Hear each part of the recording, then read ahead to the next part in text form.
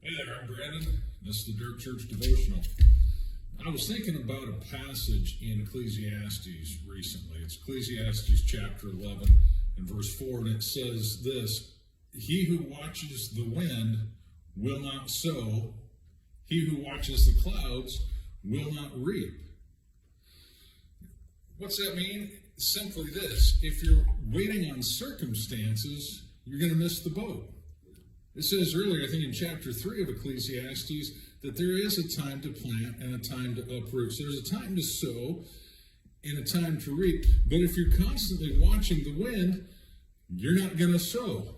Why? Because you're afraid the wind's going to blow it away. It's not perfect. Well, here's a problem with wind. It changes direction at will.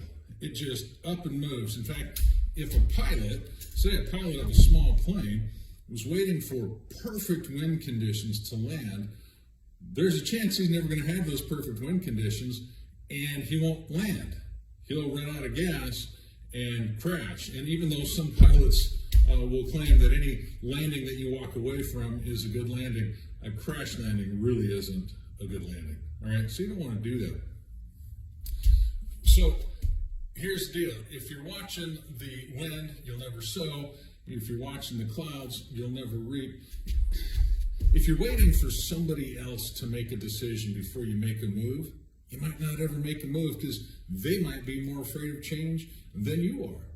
If you're waiting for your finances to be just perfect before you step out in faith into that new venture, you might never step out because your finances might never be at the place where you want them to be. I can remember when my wife and I were talking about starting a family, and of course we started talking about finances, and I came to the realization, if we wait until we think we can afford it, we'll never afford it, and we'll never have kids. So let's just have kids.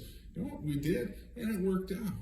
All right? If you wait until you got your ducks in a row, they may never line up. If you're waiting until your theology is absolutely perfect, you might never step out and witness to somebody. You might never testify to them because you're afraid they'll ask a question that you don't know. Here's the reality.